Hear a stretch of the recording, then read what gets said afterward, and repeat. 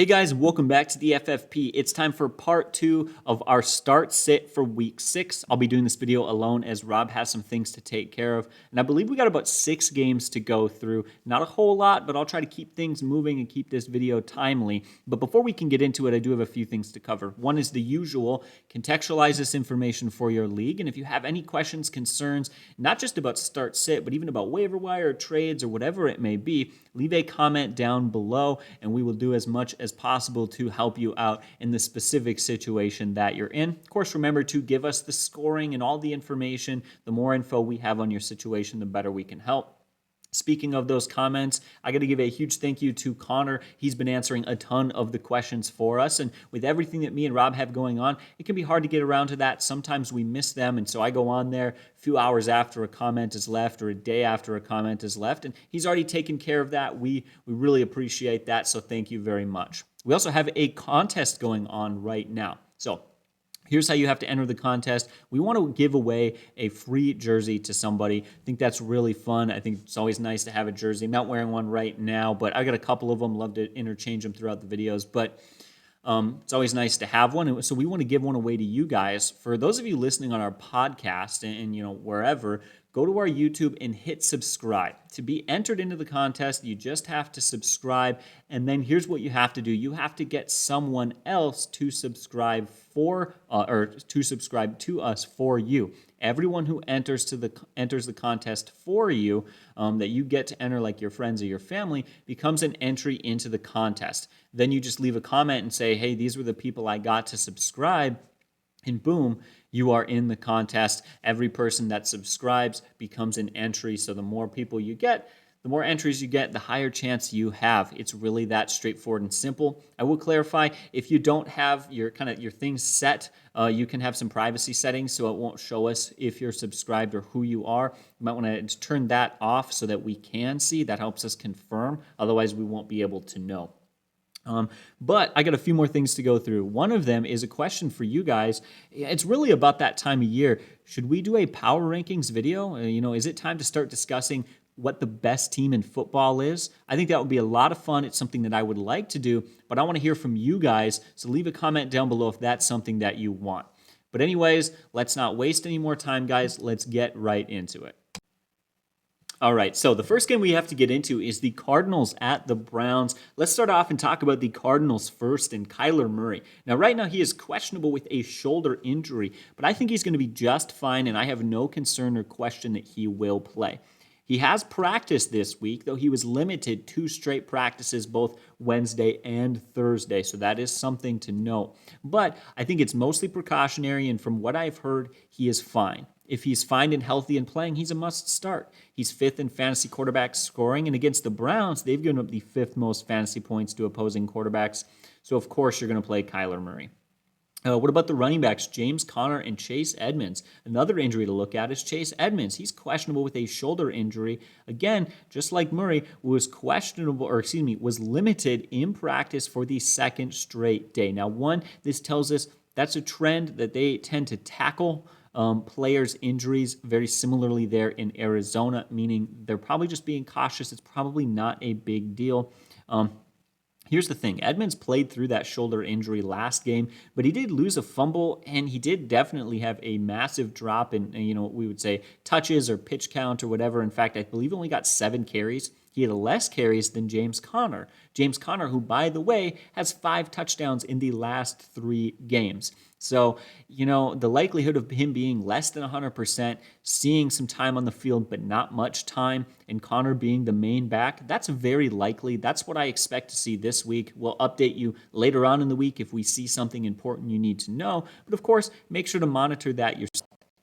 As of right now, we can't determine 100% what you need to do because we need to see how this injury plays out, but that's what I expect. Chase Edmonds will likely play in a limited role. Conner could see more touches and will likely be the guy who's going to be the fantasy back in that backfield to start this week, especially in the touchdown department. He is certainly standard league, touchdown dependent. In a PPR, I probably wouldn't play either of them.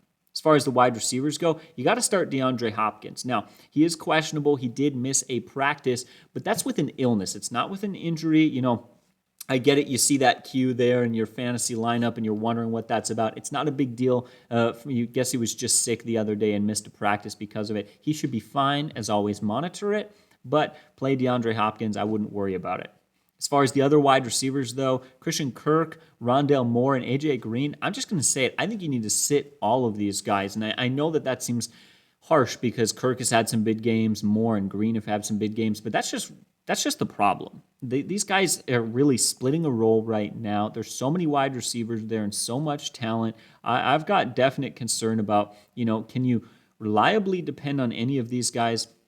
As of right now, Christian Kirk is the most valuable, but even then, his value hasn't been great. If you play him, understand that he will be a flex play or a wide receiver 3 and nothing more. He is bound to have some big games here or there, but you can't depend upon it enough to say that he can go in your lineup as a trustworthy wide receiver 2 or anything like that. I would sit their kicker, Max Williams. He just one catch last week. That's really been, other than one game this year, that's been his year. Sit him for sure. A for sure start, though, is Matt Prater. He's been great. He's got the third most he's a must start. He has got the third most kicks between 29 and 20 yards. Those are really short, easy kicks. He's getting a high volume of just give me field goals because that running game has had a low yards per carry and they struggle in the goal line. So definitely play Matt Prater. And I'm going to sit the Cardinals defense versus the Browns. Browns giving up the 5th fewest fantasy points to opposing teams. So that there is the Cardinals side. Let's take a look at the other side. What about the Browns? Baker Mayfield, let's be honest, with what he has got there for weapons, for wide receivers and talent, he doesn't have a whole lot. In fact, he's really impressed me. That being said, he's not fantasy viable. He's 25th amongst quarterbacks in seasonal scoring so far, and he has had 0 weeks inside the top 12. He is not a quarterback to start. Again, it's not his fault. It's a weapons thing, and the fact that they've got a defense and they can lean heavily on the running game, there's just not value there for him, especially in the volume and the talent. But speaking of guys you can start, what about the running backs? Like I mentioned, with their defense being as good as it is and their running game, man, that's really the bread and butter of their team. Both Hunt and Nick Chubb are must-start players. They're both in the top 12 in fantasy points PPR, and over the last 3 weeks, they have both finished top 16 every single game. They have been phenomenal. Play those guys. As far as the wide receivers go, I would sit Higgins, Beckham, and Donovan Peoples-Jones. All of those guys they're inconsistent. Any one of them at any point could, have a game without a single catch. Feels like even in most games, they're likely to only get a catch or 2 or 3 for, 50 or 60 yards. None of them has stepped up as the wide receiver 1, and none of them have played well. Definitely sit them. As far as the tight ends go, a lot of people are going to be tempted to play David Njoku. 6 catches, 139 yards, and a touchdown last week versus the Chargers. That is a fluke. I would not do that. I would not play him. First off, you have to understand that they scored the touchdown with Hooper. Who caught the 2-point conversion after that? Hooper did. So David Njoku scores, and the very next play, Hooper gets the 2-point conversion. How confusing is that? In fact, the week prior, he had just 2 targets for a catch and 17 yards. Njoku cannot be played. In fact, he capitalized on a matchup versus the Chargers, who shut down receivers and have bad linebackers and coverage. He capitalized on it. It was great, but it's not repeatable. Sit both of those guys.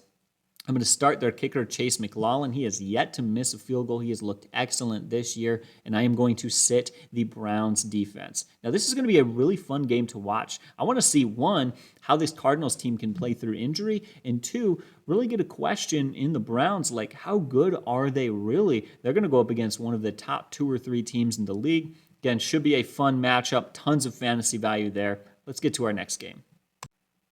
All right, next game that we need to break down is the Raiders at the Broncos. Let's start off with the Broncos. We'll get to all the controversy and everything going on there in the Raiders camp. But let's start off with the Broncos. This is an offense that just hasn't looked good, and there are a lot of players that you should probably be sitting. As always, it depends on your options. These guys might not be good options, but they might be the best you have. But that being said, let's talk about it. Bridgewater, he's a guy you got to sit. He's 21st in weekly scoring. He averages finishing 21st in weekly scoring. He is nowhere near a playable quarterback in normal leagues. The only time to play him is in a 2-quarterback league. As far as the running backs, Melvin Gordon, In fantasy weekly scoring, he's averaging finishing 29th, and Javonte Williams is averaging finishing 34th. These guys are splitting roles, they're splitting time and touches, and ultimately they're splitting points. They're not bad running backs, but it's not a productive enough offense to do that. They are not the Browns, haven't been able to pull that off. I'm going to sit both Melvin Gordon and Javonte Williams. The more valuable guy there seems to be Melvin Gordon by a fair bit, not by a lot.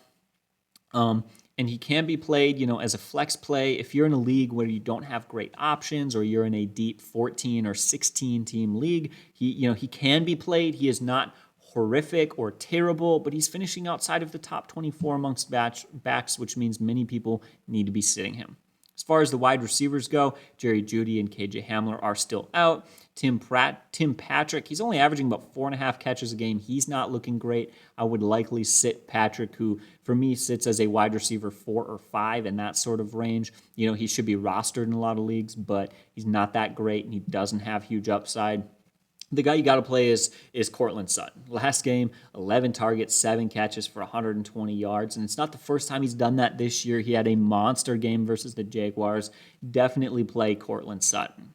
Now, what about Noah Fant? He's been confusing for me because he just hasn't looked as good as many people kind of expected him to be entering this season. And yet, the last 3 weeks, he's finished inside the top 8 in tight end scoring. He's had 2 bad games, but they were in bad matchups. I think in the right games, he can be played and trusted. He's going to get the volume, especially while those other receivers are out. So I would play Noah Fant unless you happen to have one of those top tier guys like Kelsey or Dalton Schultz or whoever it may be. Unless you have a great tight end option, you should be playing Fant. Brandon McManus, he is a mid to low end start. You can play him. I'm not super excited about it, especially with this offense, but you can play him. And the Broncos defense, I'm going to say start.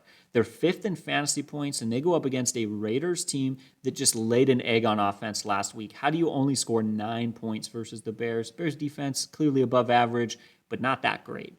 And also, with all the drama going on with John Gruden, who just stepped down from his position, now you've got a special teams coordinator set to take over the head coaching role, his first game. Yeah, I'm going to play that Broncos defense. Should be a good game for them. Speaking of the Raiders, let's talk about it. Another messy situation, going to make this go by fast and simple. Carr, sit him. Broncos give up the 2nd fewest fantasy points to quarterbacks, and it's a mess there. As far as the running backs go, Josh Jacobs, I think he can be started. The running back position is horribly thin. There's bye weeks to deal with, injuries to deal with, and other disappointing players to deal with.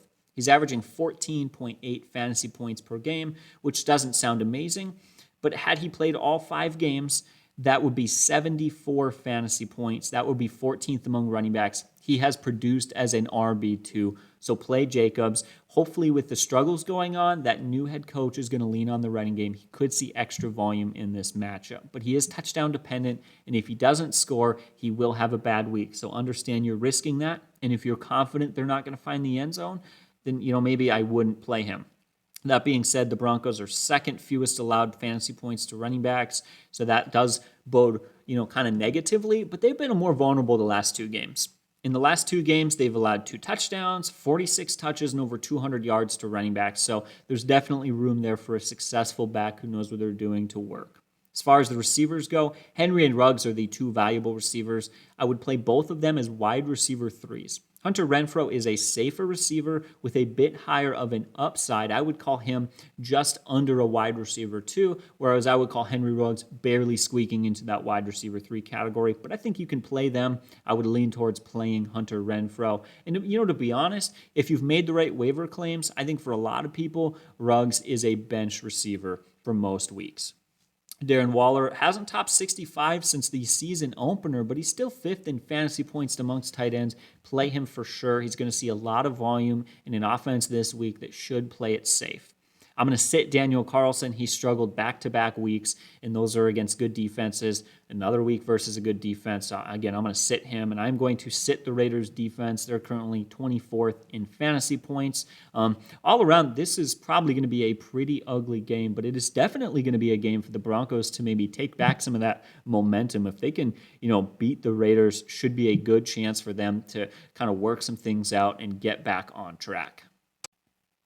All right, next game up, we got to talk about the Cowboys at the Patriots. Let's start off with this Cowboys offense. Man, they have been rolling lately. Dak Prescott, he's a must start. Yeah, the Patriots defense is good, but they just kind of got rocked by Davis Mills for 300 yards and 3 TDs. I want to see what Prescott can do against them. He's got 3 or more touchdowns in 4 or 5 games and is a must start very clearly. If you're thinking about sitting him, you better have Josh Allen or Kyler Murray or somebody else because he really is one of the best fantasy quarterbacks right now.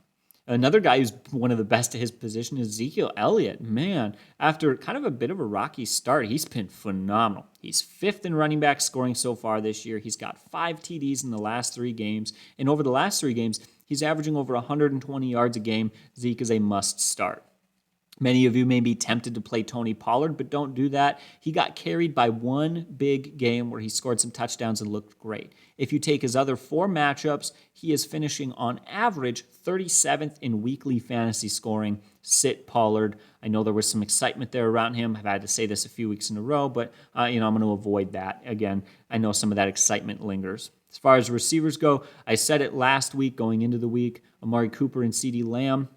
They bounced back just fine after a tough week. They looked good. They both scored. Start both of those guys. Another guy that's a must start is Dalton Schultz, 4th in tight end scoring. And, we are not surprised. We've been telling people for weeks and weeks in our waiver wire, you need to pick him up. Sure enough, over the last 3 games, he's averaging 8 targets, 6 catches, 72 yards, and a touchdown. Over 17 games, that would be 102 catches, 1,200 yards, and 17 TDs. That would be one of, if not the greatest tight end season ever. I mean, that would be phenomenal. He's not going to keep up that pace, but he's clearly one of the best fantasy tight ends in the league and a must play. Unless you have Travis Kelce, start Dalton Schultz. I also think you need to start Greg Zuerlein. He leads the league in 30 to 39-yard field goals. That is the sweet spot for kickers. They're easy kicks. They're volume kicks. They're dependable. Start Greg Zuerlein.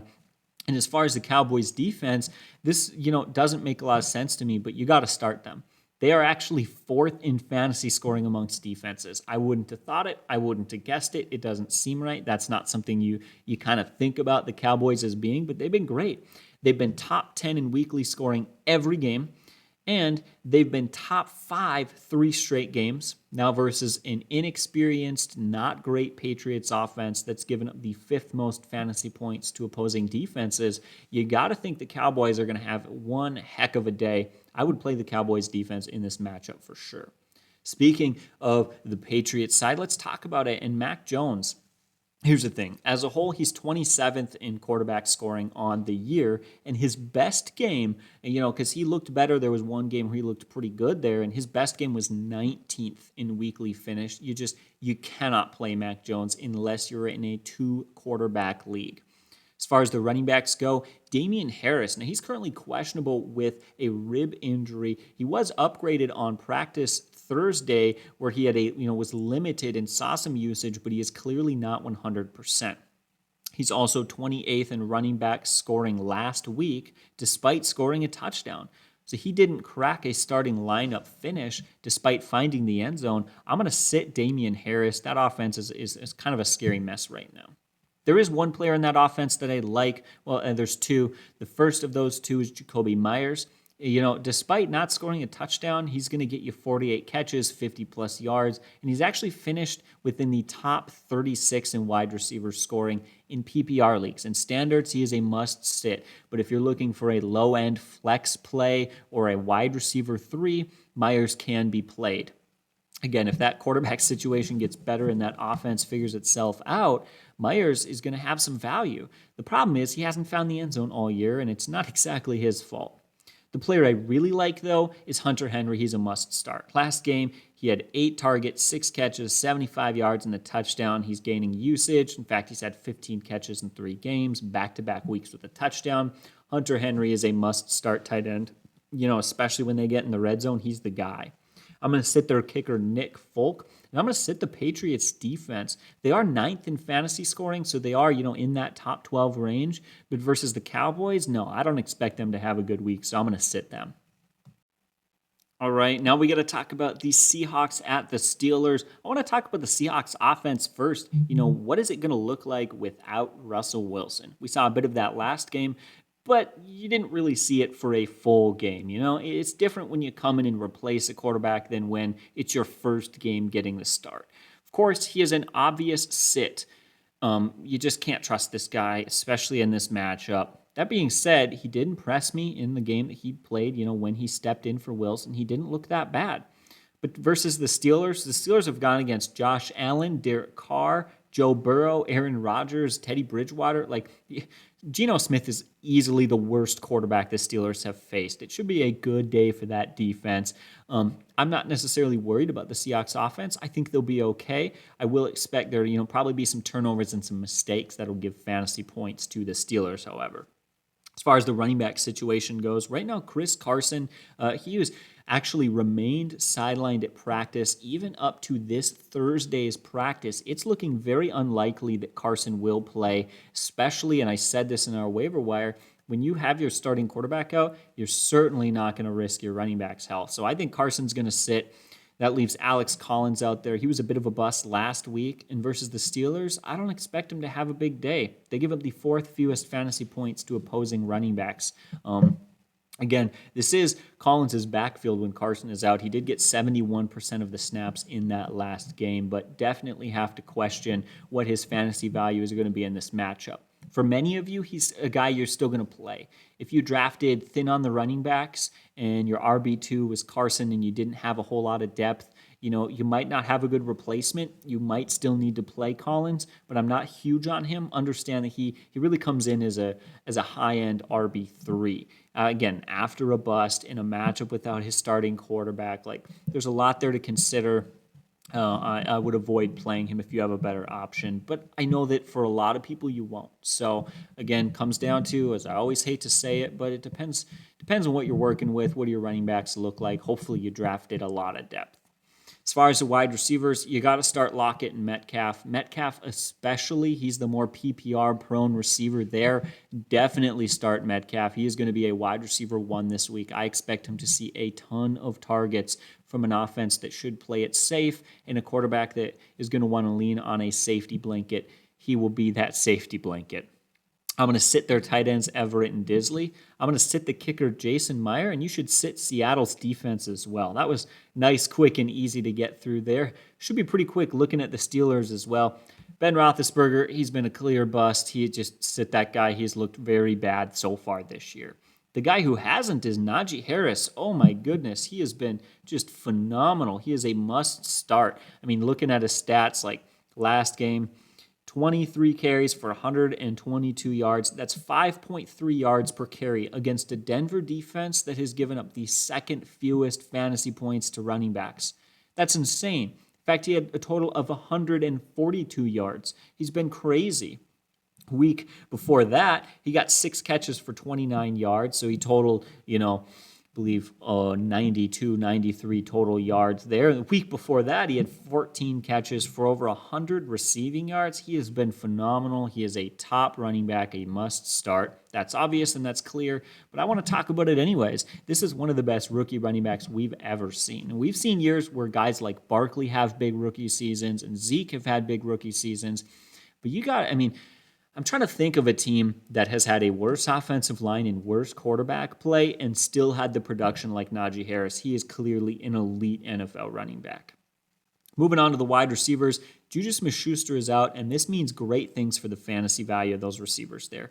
One, Deontay Johnson's a must start. He is currently 21st in wide receiver scoring despite missing a game. He has played like a top-tier wide receiver 2. He is kind of getting in towards that wide receiver 1 game range. I mean, look at it. Just a couple of games ago, he had 9 catches for 105 yards. Before that, he had 9 for 92. He's got 3 touchdowns in his 4 games. He's a guy who's easily going to get you 10 or more targets. I'd feel very confident in that he is a must-play. So is Chase Claypool. Again, with Schuster out, that opens up a ton of volume for him, and that's why you can feel confident playing Claypool, who just had 130 yards and a touchdown in his first game without Schuster. He really capitalized on that. Now, he is questionable with a hamstring injury. He was limited in Wednesday's practice, but I believe he practiced Thursday. I think he's going to be fine, but continue to monitor that. If he's healthy and he plays, put him in your lineup. He should have a good game this week. Sit Pat Freiermuth and Eric Ebron, their tight ends. Just hasn't been a lot of fantasy value there.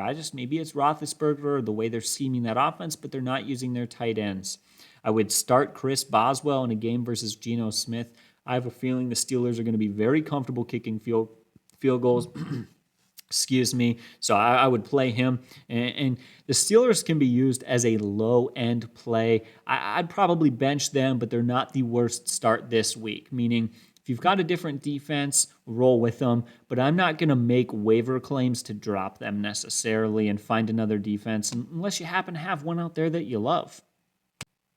All right, getting into our last matchup of this video. Any other matchups will be in the first video if you want to go check that out. We got Bills at Titans.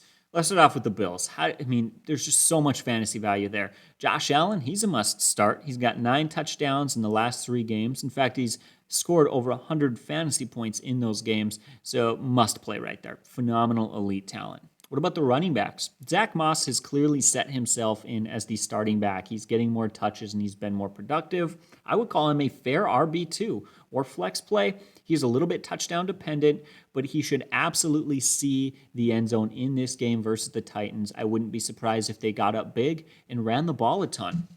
As far as the receivers there go, Stephon Diggs, I get it. He's been a bust. He's been disappointed and frustrating. He's still playing as a wide receiver 2 or a low-end wide receiver 2 so far this year. You still have to start Diggs, even as disappointed as you are.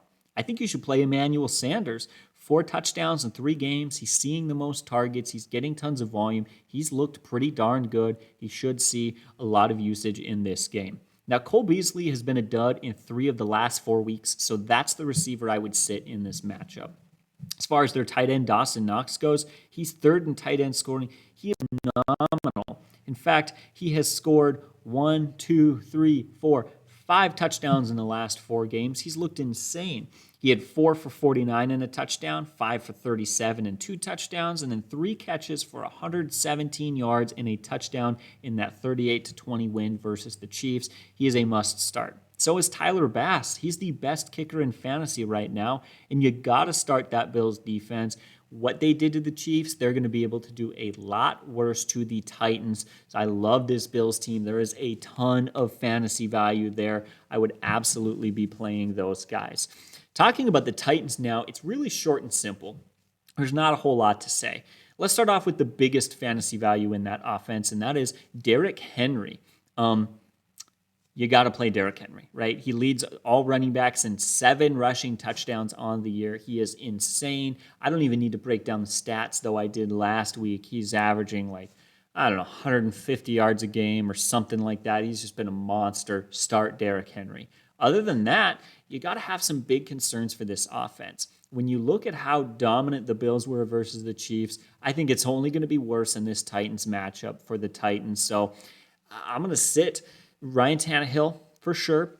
And I'm going to sit there tight ends. There wasn't any fantasy value there anyways. Now, as far as the wide receivers go, Julio Jones and A.J. Brown are both banged up, right? They've already seen some injuries. They've already been a little knocked around and missed a game so far this year. So you definitely need to question playing those guys. Not saying that you can't, but for me, I'm going to avoid them. I know that it seems crazy, but this Bills defense has really been just that good.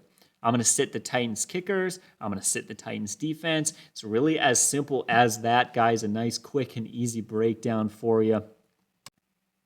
All right, so that's my breakdown of that last game there. A lot to talk about in this, kind of this video as a whole, but it really sort of feels like a pretty simple and straightforward week. If you have any specific questions, leave a comment. Let me know if you guys want us to do a power rankings video, and of course, start entering some names for that contest. But as always, we want to thank you so much for watching and listening. You guys have a great day, and God bless.